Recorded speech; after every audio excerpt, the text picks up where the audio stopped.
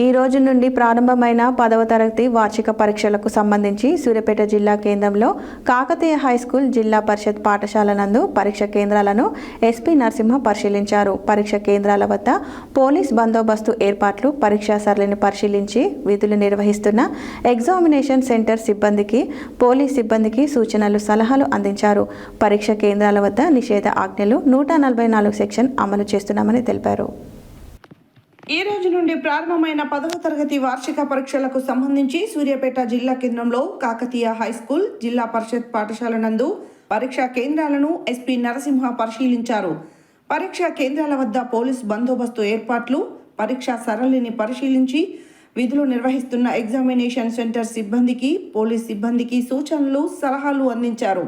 పరీక్షా కేంద్రాల వద్ద నిషేధ ఆజ్ఞలు 144 సెక్షన్ అమలు చేస్తున్నామని తెలిపారు. పటిష్ట పోలీస్ బందోబస్తు నడుమ ప్రశాంతంగా పరీక్షలు కొనసాగుతాయని తెలిపారు.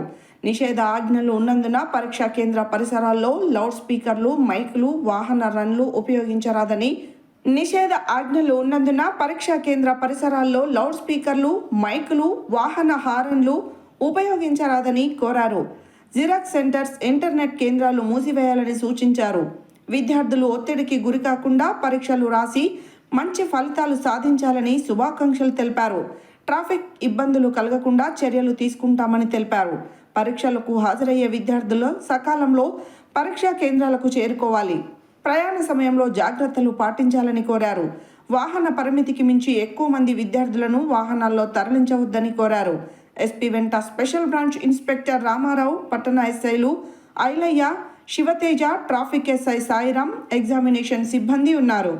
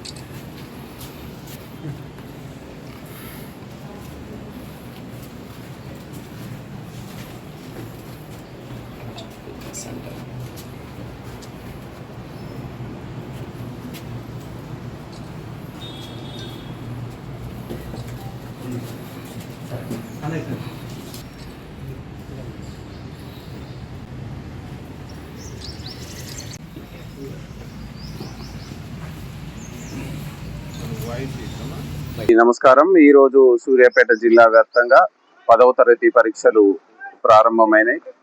దాదాపుగా జిల్లా వ్యాప్తంగా 69 సెంటర్ తరగతి పరీక్షలు జరుగుతున్నాయి. విద్యార్థులందరికీ కూడా మా యొక్క శుభాకాంక్షలు. అందరూ మంచి పెర్ఫార్మెన్స్ ఇవ్వాలని, అదేవిధంగా విద్యార్థులకు ఎలాంటి అసౌకర్యం కలగకుండా మనం ట్రాఫిక్ అరేంజ్మెంట్స్ కావచ్చు, అదేవిధంగా బందోబస్తు, మనకు సెంటర్స్ దగ్గర బందోబస్తు కావచ్చు, ఎక్కడ కాపీయింగ్ జరగకుండా, ఎక్కడ మాల్ ప్రాక్టీస్ జరగకుండా పటిష్టంగా మనం బందోబస్తు ఏర్పాటు చేయడం జరిగింది. సో ఈ సందర్భంగా మనకు ఎగ్జామినేషన్ సెంటర్ చుట్టూ కూడా 144 సెక్షన్ ఉంటుంది కాబట్టి ఆ ఏరియాలో కొంత మనకు కొన్ని రెగ్యులేషన్స్ ఉంటాయి. దానికి అందరూ సహకరించాలని కోరుకుంటూ ప్రశాంతంగా జరుగుతున్నాయి పరీక్షలు. విద్యార్థులందరూ కూడా ప్రశాంతంగా పరీక్షలకు హాజరవుతున్నారు. సో ఈ సందర్భంగా వాళ్ళందరికీ కూడా శుభాకాంక్షలు. అవసరం లేదు.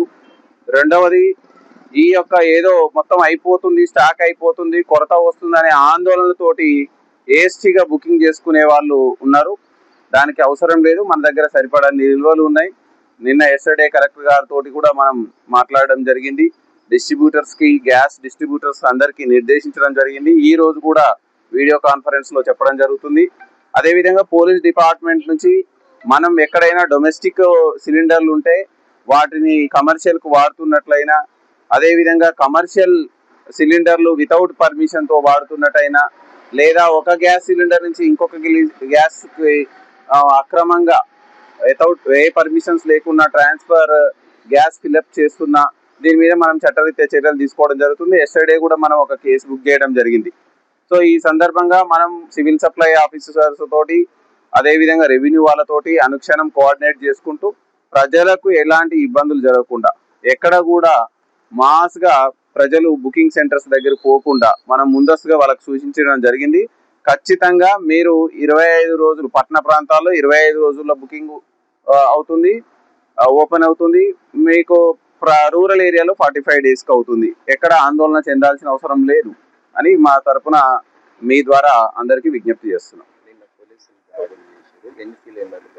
మనం సూర్యాపేట టౌన్లో ఎవరైతే ఇల్లీగల్గా ఈ సిలిండర్లు కలిగి ఉన్నారో వాళ్ళ మీద మనం ఈసీ యాక్ట్ ప్రకారం అదేవిధంగా చీటింగ్ ప్రకారం మనం కేసు కట్టినాం. దాదాపు 43 సిలిండర్లు మనం బుక్ చేయడం జరిగింది.